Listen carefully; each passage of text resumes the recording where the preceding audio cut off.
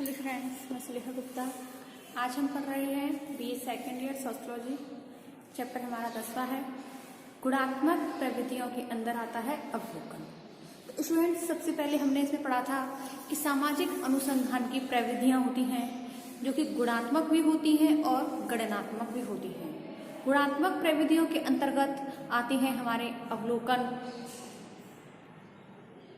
जिसको कहते हैं कि देखना, और गणनात्मक जो आती है हमारी प्रवृत्तियां, जैसे कि प्रश्नावली है, अनुसूची है। तो जो अवलोकन प्रवृत्ति है, इसके द्वारा हम हमारे समाज के अंतर्गत जो भी समस्याएं आती हैं, जैसे कि गरीबी है, बेरोजगारी है, वैश्यवृत्ति है, इसका हम अवलोकन करके इनके अंतर्गत सामाजिक समस्याओं का समाधान कर सकते हैं। और जो गणनात्मक प्रवृत्तियां आती हैं, इसके अंदर प्रश्नावली, अनुसूची आती हैं। इस गणनात्मक प्रवृत्ति के द्वारा हम जनसंख्या में वृद्धि का अनुपात, जन्म दर, मृत्यु दर, साक्षरता दर, इस प्रकार के हम गणनाओं का अध्ययन गणनात्मक प्रवृत्तियों के द्वारा कर सकते हैं। तो स्टूडेंट्स, आज की जो हमारी वीडियो है वो है गुणात्मक प्रवृत्तियां। तो गुणात्मक प्रवृत्तियों के अंतर्गत हमारा सबसे पहले आता है अवलोकन। तो इसमें अवलोकन शब्द से ही हमें पता चलता है कि अवलोकन यानी कि देखना, सूक्ष्म दृष्टि से, यानी कि गहराई से किसी चीज का अवलोकन करना, देखना ही अवलोकन कहलाता है। तो अवलोकन जो शब्द है हमारा इंग्लिश शब्द के ऑब्जर्वेशन से शब्द से मिलकर बना है।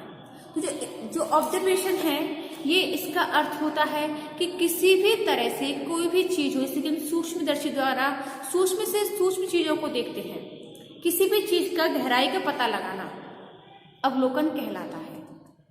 तो जो हमारे नक्षत्र होते हैं, जो ज्योतिष विद्या होती है, इसका प्रारंभिक ज्ञान सबसे पहले चांद, तारे, सूर्य, नक्षत्र, ग्रह के अवलोकन के द्वारा विज्ञान का ज्ञान, मौसम परिवर्तन का अवलोकन, वनस्पति शास्त्र, जीव शास्त्र का ज्ञान, वनस्पतियों का फलने फूलने एवं जीव जंतुओं का जन्म मरण, इनकी वृद्धि, शारीरिक परिवर्तन और इनके अंतर के अवलोकन के द्वारा किया जाता है। जो अवलोकन विधि का प्रयोग केवल यही नहीं है कि भौतिक विज्ञान का ही हो, कि भौतिक विषय में ही ये अवलोकन की विधि काम में आती है, बल्कि यह सामाजिक विज्ञानों में भी भली भांति काम आती है। क्योंकि अवलोकन के द्वारा हम मानव व्यवहार, उसकी परिस्थितियों जो कि सामान्य व्यवहार में घटित होती हैं, इनका अध्ययन करके हम अवलोकन विधि का उपयोग कर सकते हैं। तो इसमें सबसे पहले आता है कि अवलोकन शब्द अंग्रेजी भाषा के ऑब्जर्वेशन का हिंदी रूपांतरण है, जिसका अर्थ होता है देखना, प्रेक्षण, निरीक्षण और अवलोकन करना। अवलोकन करना ही यानी कि सूक्ष्म दृष्टि से देखना ही अवलोकन कहलाता है। इसमें हमारी दूसरी परिभाषा आती है कि अवलोकन प्राथमिक सामग्री एकत्रित करने की एक प्रत्यक्ष प्रवृत्ति है। अवलोकन प्राथमिक सामग्री एकत्रित करने की एक प्रत्यक्ष प्रवृत्ति है, जिसमें अध्ययनकर्ता घटनाओं को देखता है, सुनता है, समझता है और उससे संबंधित सामग्री को एकत्रित करता है। कि हमें जिस समस्या का हम अध्ययन कर रहे हैं, जिस घटना का हम अध्ययन कर रहे हैं, उनको अपने कानों से सुनता है, आंखों से देखता है, मुंह से बोलता है और अपने दिमाग से भलीभांति उसको समझता है, और उसके बाद उससे संबंधित जो भी सामग्री होती है, जो भी तथ्य होते हैं, जो भी आंकड़े होते हैं, उनको वो एकत्रित करता है। तो इसके बाद आती है हमारे अवलोकन की विशेषताएं, कि जो भी हम अवलोकन करते हैं, जिस घटना का, जिस समस्या का हम अवलोकन कर रहे हैं, उनकी विशेषताएं क्या हो सकती हैं। तो इसमें सबसे पहले आता है मानव इंद्रियों का प्रयोग। तो अवलोकन करने के लिए मानव की इंद्रियों का प्रयोग किया जाता है। जैसे कि अवलोकन शब्द से पता चलता है, इसकी परिभाषाओं से स्पष्ट होता है कि अवलोकन जो कार्य होता है, वो अच्छी तरह से देखकर, सुनकर, समझकर। तो देखेंगे हम कान से, सुनेंगे आंख से, समझेंगे दिमाग से, बोलेंगे मुंह से। तो इस प्रकार से हमारी सभी जो इंद्रियां होती हैं, मानव की जो सभी इंद्रियां होती हैं, जैसे कि कान है, आंख है, मुंह है, दिमाग है, ये सभी मिलकर के कार्य करती हैं। यानी कि मानव की जो इंद्रियां होती हैं, इन सभी का प्रयोग अवलोकन के कार्य के लिए किया जाता है। इन सभी का प्रयोग, इंद्रियों का जो प्रयोग होता है, ये व्यवस्थित प्रयोग के लिए किया जाता है, व्यवस्थित कार्य के लिए किया जाता है, जो कि नेत्रों के द्वारा घटनाओं को निरीक्षण करके जो भी तथ्य एकत्रित किए उनको भलीभांति समझ करके हम जो भी तथ्य एकत्रित किए उनको नोट कर सकें, उनको एकत्रित कर सकें। इसके अंदर हमारी दूसरी विशेषता आती है प्राथमिक सामग्री का संकलन। प्राथमिक सामग्री, जो भी हम एक अध्ययनकर्ता होता है, वह स्वयं इस अवलोकन प्रविधि के अंतर्गत जो कार्य करता है, वह स्वयं घटना स्थल पर पहुंचता है और वह घटना स्थल पर उपस्थित होकर के घटनाओं के बारे में जो प्राथमिक आंकड़े होते हैं, जो प्राथमिक स्तर की जो सूचनाएं होती हैं, जो तथ्य होते हैं, जो भी आंकड़े होते हैं, उनको वो एकत्रित करता है। और ये जो आंकड़े होते हैं, जो तथ्य होते हैं, अधिक विश्वसनीय होते हैं, क्योंकि जो अध्ययन करता होता है वह स्वयं घटना स्थल पर जाता है और स्वयं आंकड़े एकत्रित करता है। किसी की कही या सुनी बातों पर वह अमल नहीं करता है। इसके बाद आता है सूक्ष्म, गहन एवं उद्देश्यपूर्ण अध्ययन। जब एक अध्ययन करता होता है, वह घटना स्थल पर जाकर कोई तथ्य एकत्रित कर लेता है, सूचना एकत्रित करता है, तो जो सूचना है उसके पास, जो आंकड़े उसके पास एकत्रित हो जाते हैं, उन आंकड़ों के बारे में वह सूक्ष्म और गहराई से अध्ययन करता है, उनकी जानकारी करता है कि क्या हमने जो तथ्य एकत्रित किए हैं ये सही है या गलत। तो इस बारे में वह तथ्यों का संकलन करके उसके संबंध में अधिक से अधिक जानकारी प्राप्त करने की कोशिश करता है, अधिक से अधिक आंकड़े एकत्रित करके उसकी गहराई तक पहुंच के और उसकी सच्चाई का पता लगाता है। इसके बाद आता है कार्य कारण संबंध का पता लगाना, कि जो भी अध्ययन करता होता है वह जिस समस्या का अध्ययन कर रहा है तो उसके कार्य कारण की यह समस्या किस कारण से घटित हुई है, तो इसका पता लगाना और इनके बीच में क्या संबंध रहे हैं, इसका पता लगाने का कार्य अध्ययन करता है। जैसे कि मान के चलिए बेकारी है, वैश्यावृत्ति है, तो वैश्यावृत्ति का रीजन क्या होगा, तो सबसे पहले आएगा इसमें कि गरीबी या बेरोजगारी। तो अगर इंसान बेरोजगार होंगे तो उनके पास ना तो रहने के लिए मकान होगा, न खाने के लिए अन्न होगा, न पहनने के लिए वस्त्र होंगे। तो इस सभी जो समस्याएं होंगी उसके लिए, तो इसके लिए वो ना तो अच्छी सोसाइटी में रह सकेगा, ना कोई कार्य कर सकेगा। तो इसलिए वो सबसे पहले वो रहेंगे मलिन बस्तियों में, गंदी बस्तियों में रहेंगे। मलिन बस्तियों में रहने के कारण वहां के जो लोग होंगे वो तनावग्रस्त होंगे, तनाव से मुक्ति पाने के लिए वो नशे का सेवन करते हैं। उनके जो बच्चे होते हैं बाल श्रमिक बन जाते हैं, बाल अपचारी बन जाते हैं, बाल मजदूर बन जाते हैं। और जो उनकी लेडीजें होती है वो कोई काम नहीं होने के कारण अपनी जो आवश्यकताएं होती हैं, दैनिक आवश्यकताएं होती हैं, उनकी पूर्ति करने के लिए जो वहां की जो औरतें होती हैं वो वैश्यावृत्ति का कार्य करने लगती हैं, वैश्यावृत्ति अपना लेती हैं। तो ये वैश्यावृत्ति जो कारण है हमारा, तो यहाँ तक पहुंचने के लिए जो हमारा अध्ययन करता होगा तो वह इन सभी कार्य कारणों का पता लगाएगा कि किस कारण से यह हमारी समस्या जो उत्पन्न हुई है, तो इसके कार्य कारण क्या रहे होंगे। तो जो अध्ययन करता होगा तो उन्हें कार्य कारणों का और संबंधों का पता लगाने की पूरी तरह से कोशिश करता है। तो इसमें सबसे अगला आता है हमारा व्यवहारिक एवं अनुभविक अध्ययन। व्यवहारिक यानी कि जो व्यक्ति जिस तरीके से कार्य करता है तो उसके व्यवहार का और उसके अनुभव का क्या क्या वह अध्ययन कर सकता है। तो उसमें अवलोकन के द्वारा प्रयोगात्मक एवं अनुभविक अध्ययन पद्धति का कार्य करता है, जिसके द्वारा सामूहिक एवं विशेष दोनों ही प्रकार के व्यवहार का अध्ययन किया जाता है। अवलोकन के द्वारा किया जाने वाला जो अध्ययन होता है वह व्यवहारिक एवं अनुभवों पर आधारित होता है। इसके बाद आती है निष्पक्षता, कि जो अध्ययनकर्ता होता है पक्षपात रहित होकर, बिना किसी निष्पक्षपात के वह अध्ययन करता है, क्योंकि वह स्वयं घटनास्थल पर जाता है, तथ्यों को एकत्रित करता है, सूचनाओं को एकत्रित करता है और वह उसका गहन अध्ययन करता है, सूक्ष्म तरीके से अवलोकन करता है, जिसके कारण वह अपनी आंखों से जो घटनाएं देखती हैं उसको भलीभांति से वह जांचता है और वैज्ञानिक कसौटी पर उसको कसता है।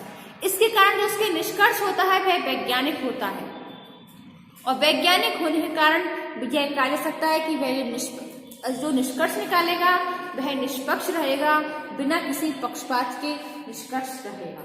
अगला आता है प्रत्यक्ष अध्ययन।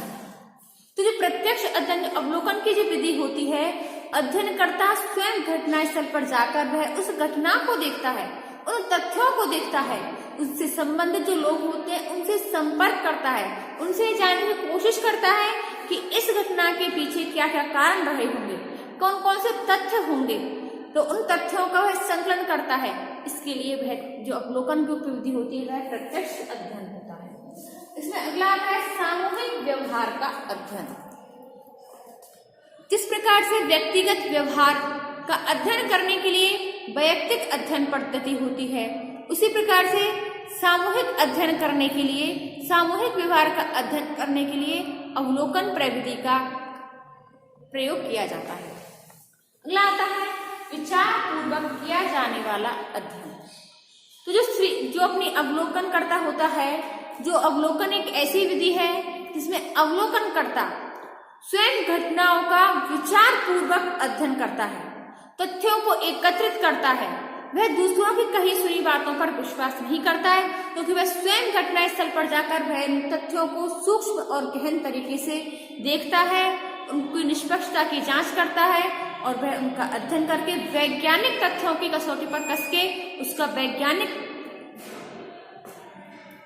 अध्ययन करता है, वैज्ञानिक तरीके से उसका रिजल्ट निकाल करके उसका निष्कर्ष निकालता है। अब आते हैं हमारे अवलोकन के प्रकार। तो अवलोकन का जो प्रकार है, अवलोकन हम 3 विधियों से कर सकते हैं। अवलोकन की जो प्रविधि है 3 प्रकार की होती है, अनियंत्रित अवलोकन, नियंत्रित अवलोकन और सामूहिक अवलोकन। जो नियंत्रित अनियंत्रित अवलोकन है यह भी हमारा 3 प्रकार का होता है, सहभागी अवलोकन, असहभागी अवलोकन और अर्ध सहभागी अवलोकन। नियंत्रित अवलोकन 2 होता है, जिसे घटनाओं पर नियंत्रण के द्वारा किया सकता है और अवलोकनकर्ता पर नियंत्रण करके भी कर सकता है। इसमें सबसे पहले आता है हमारा सहभागी अवलोकन।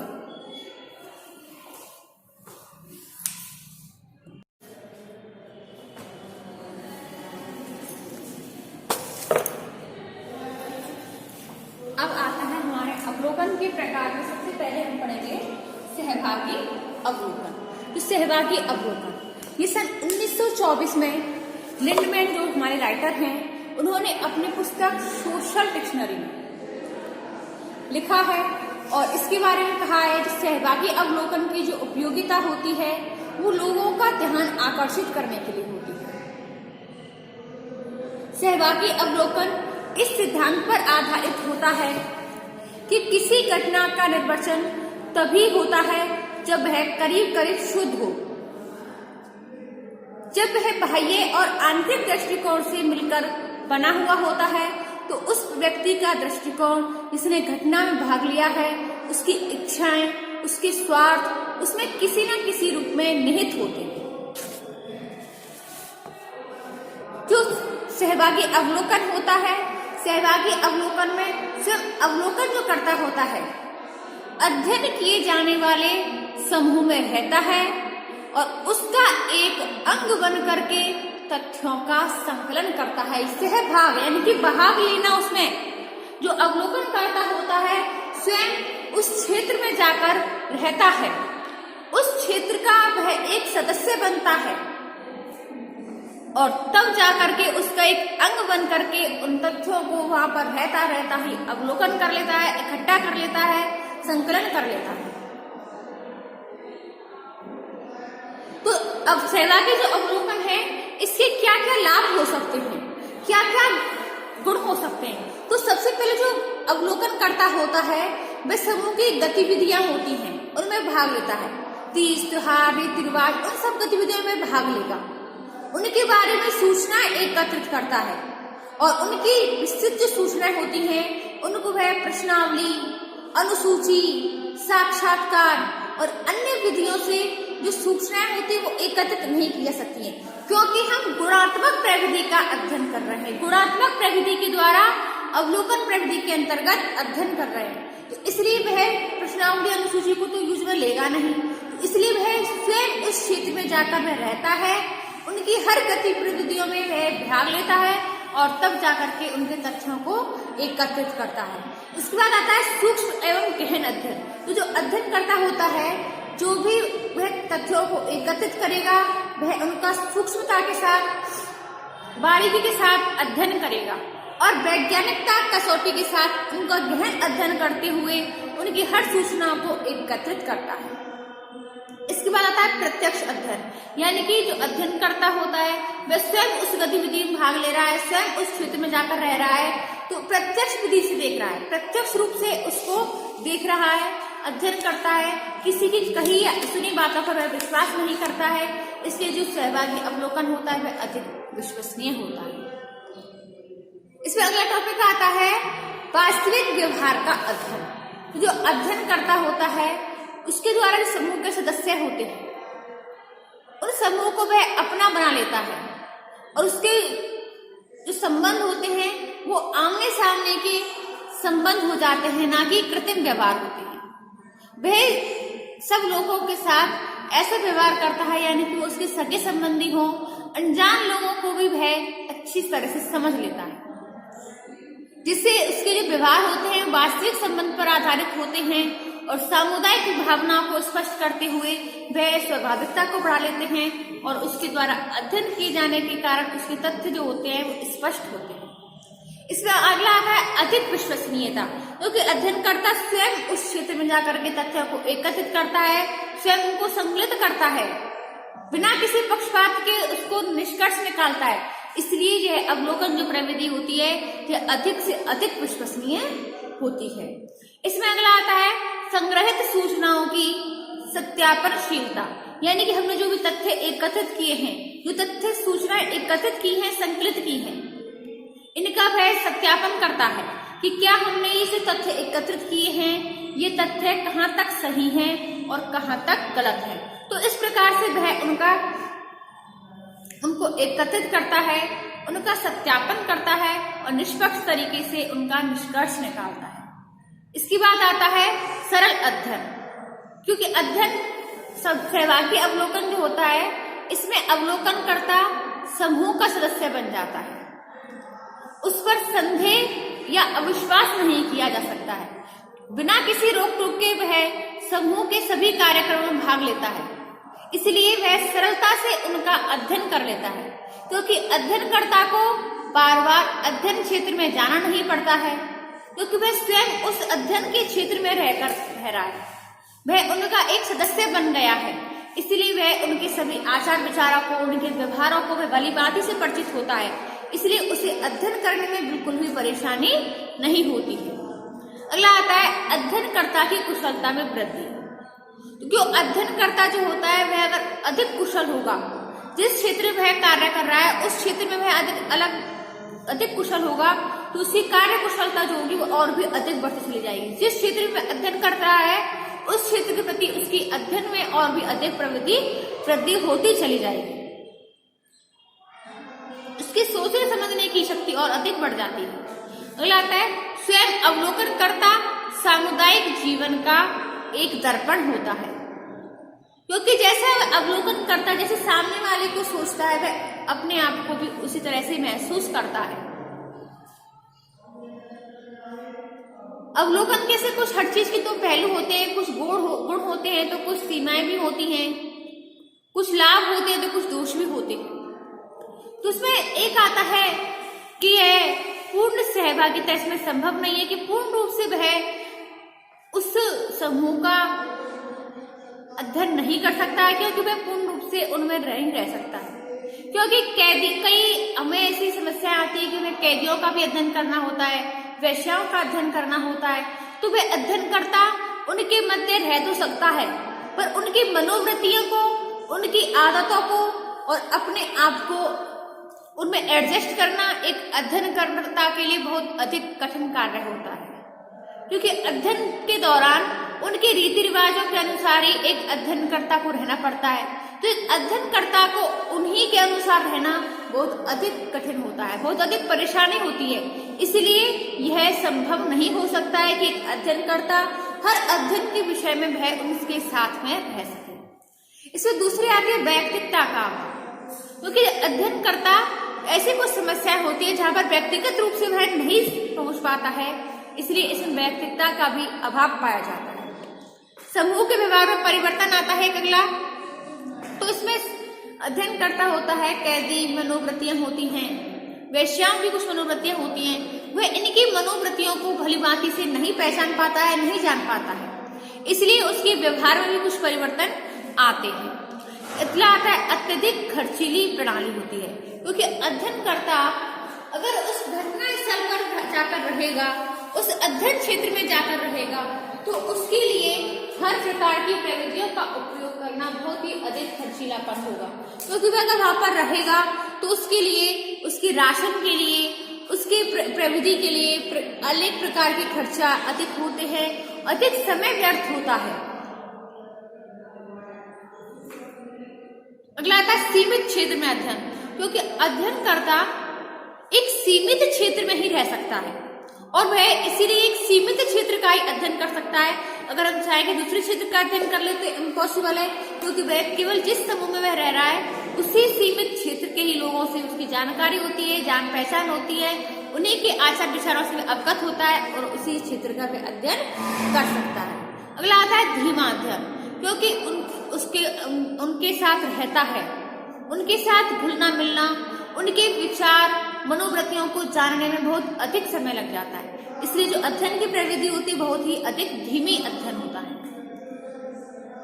अब इसमें आता है अपना दूसरा असहयोगी अवलोकन। असहयोगी अवलोकन, तो अध्ययन करता होता है किसी समूह के जीवन में भाग लिए बिना ही समूह की क्रियाओं को एक अलग से रह करके एक वैज्ञानिक की भांति तटस्थ रूप से उसका अध्ययन करता है। इसे सहभागी अवलोकन कहते हैं। सहभागी अवलोकन में अध्ययनकर्ता स्वयं उस समूह में जाकर के रहता है और असहभागी अवलोकन में अध्ययनकर्ता अब उस घटना स्थल से, उस समूह से दूर रह करके ही वैज्ञानिक तरीके से अवलोकन करता है। इसे असहभागी अवलोकन कहते हैं। तो अध्ययनकर्ता समूह या समुदाय में जाकर जब लंबे समय तक निवास नहीं करता है और ना ही उनकी कोई गतिविधियों में भाग लेता है, वह एक अपरिचित और मौन दर्शक होता है। इस प्रकार का जो अध्ययन होता है वह स्वतंत्रता और निष्पक्षता की अधिक संभावना रहती है, क्योंकि अगर वह उनसे कोई मतलब नहीं रखेगा, वह दूर से उनका अध्ययन करेगा तो किसी से उसकी ज्यादा मित्रता नहीं होगी, जान पहचान नहीं होगी। इस कारण से वह निष्पक्ष होकर के वह अध्ययन कर सकता है। असहभागी अवलोकन के भी कुछ गुण होते हैं, कुछ लाभ होते हैं। जैसे कि असहभागी अवलोकन में अवलोकनकर्ता जो होता है वह समूह के साथ अपने आप को भुलाता मिलाता नहीं है, वह तटस्थ और निष्पक्ष रूप से घटनाओं को देखता है। उनकी उपस्थिति से घटनाएं प्रभावित नहीं होती हैं। अध्ययन में वैयक्तिकता और वैज्ञानिकता पाई जाती है, पक्षपात नहीं पाया जाता। इस प्रकार का जो अवलोकन होता है वह दूर बैठकर स्वयं सभी घटनाओं को नोट कर लेता है और उसके द्वारा जो एकत्रित सूचनाएं होती हैं वो अधिक विश्वसनीय होती है। अवलोकनकर्ता समुदाय के किसी भी विशिष्ट समूह के साथ घुलता मिलता नहीं है, उसे सभी लोग आदर और सहयोग प्राप्त होता है। असहभागी अवलोकन जो होता है यह सहभागी अवलोकन की तुलना में कम खर्चीला होता है। इसमें समय भी कम खर्च होता है और धन भी अधिक नहीं खर्च होता है, कम खर्च होता है। असहभागी अवलोकनकर्ता दूर बैठकर घटनाओं की विस्तृत जानकारी प्राप्त करता है, जो कि सहभागी अवलोकन में संभव नहीं है। अवलोकनकर्ता की भी कुछ दोष और सीमाएं होती हैं, जैसे कि असहभागी अवलोकन में अध्ययनकर्ता घटनाओं को अपनी दृष्टिकोण से देखता है, इसलिए इसकी मौलिकता नहीं होती। असहभागी अवलोकन में समूह के लोग जो होते हैं अध्ययनकर्ता को संदेह की दृष्टि से देखते हैं और उसके सम्मुख कृत्रिम व्यवहार करने लगते हैं, कि हमारा स्वभाव कैसा है, और उसके सामने दूसरी तरह का व्यवहार करने लगते हैं। सहभागी और असहभागी अवलोकन में भी कुछ अंतर होते हैं, जैसे कि सहभागिता के आधार पर लो तो उसमें अवलोकनकर्ता स्वयं उस क्षेत्र में जाकर रहता है और असहभागी अवलोकन में वह दूर रहता है। गहनता के उस पर देखते हैं तो सहभागी में सूक्ष्म और गहन अध्ययन करता है, असहभागी में अध्ययन नहीं करता है। सहभागी जो अवलोकन है वह अधिक खर्चीली होती है, समय भी अधिक खर्च होता है, और असहभागी में कम खर्च होता है। तो इस प्रकार से इनमें अंतर भी होता है। अब तीसरा आता है हमारा अर्ध सहभागी अवलोकन। तो अर्ध सहभागी अवलोकन यह अर्ध सहभागी अवलोकन इसलिए होता है क्योंकि ना तो है पूरी तरह से सहभागी होता है और ना ही पूरी तरह से असहयोगी होता है। इसमें अर्ध सहयोग पाया जाता है, इसलिए इसे अर्ध सहभागी अवलोकन कहा गया है। व्यक्ति को किसी एक रूप को अपनाने की अपेक्षा इन दोनों कार्यों को साथ साथ करने की पूर्ति करना अधिक सुगम होता है। हमारे समाज में जटिलता के कारण एकीकरण का दृष्टिकोण अव्यवहारिक होता है, जैसे कि सामाजिक उत्सवों में भाग लेना, गेंद फेंकना, खेलना, साथ साथ खाना पीना खाना, फिर भी वह स्थिति को ऐसी स्थिति बनाए रखना कि तुम्हारा मुख्य उद्देश्य क्या है, अनुसंधान करना।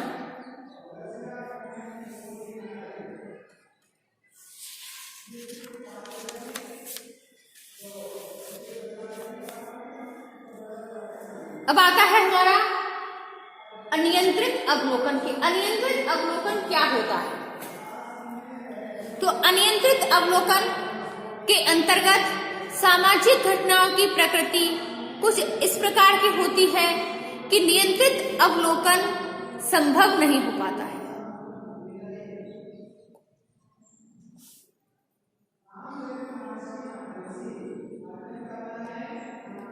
श्रीमती पी.बी. यंग ने कहा है कि ध्यानपूर्वक किए गए अवलोकन से अधिक यथार्थता होती है तथा इसमें घटनाओं को भलीभांति देख सकने की क्षमता भी होती है। जो अनियंत्रित अवलोकन होता है इसमें शक्ति को ही ज्ञान का विस्तार समझ लेने की गलती करते हैं।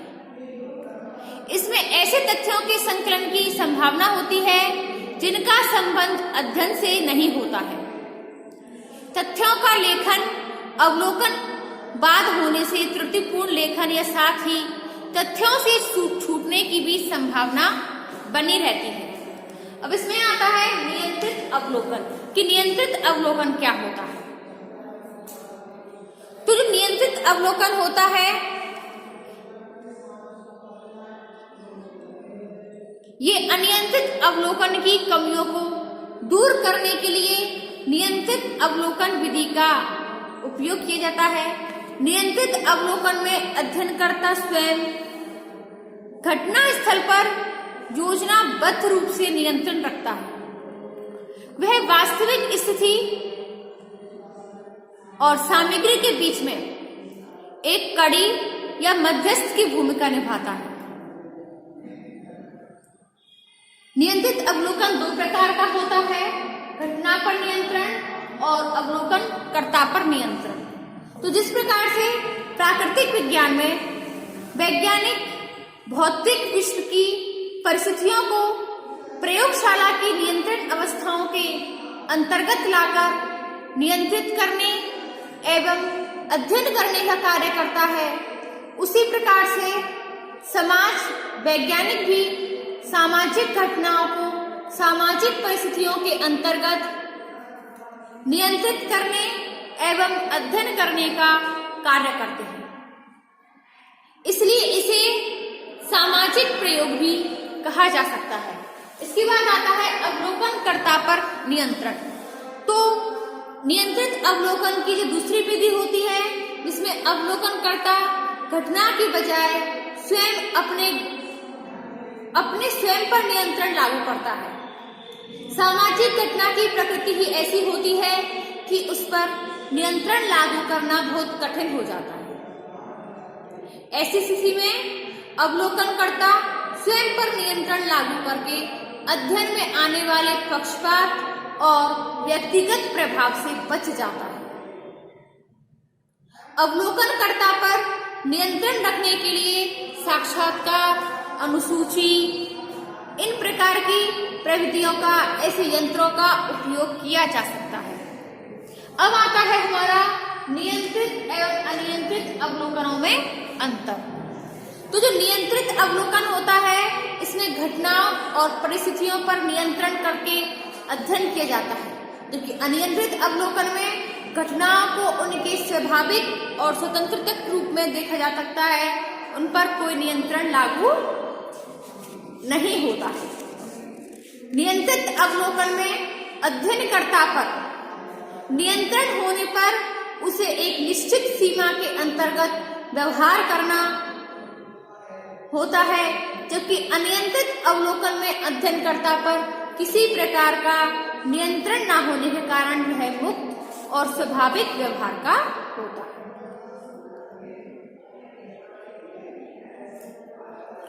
अब आता है हमारा तीसरा सामूहिक अवलोकन। तो अवलोकन की इस विधि का जो अध्ययन होता है, वह कार्य किसी एक व्यक्ति के द्वारा न करके विभिन्न अध्ययनकर्ताओं के एक समूह के द्वारा किया जा सकता है। इसीलिए इसे सामूहिक अवलोकन कह सकते हैं। सामूहिक अवलोकन नियंत्रित और अनियंत्रित अवलोकन का एक मिश्रण भाग होता है। यह अवलोकन अनेक व्यक्तियों द्वारा तथ्यों का अवलोकन करने तथा उनका आलेखन करने पर निर्भर होता है।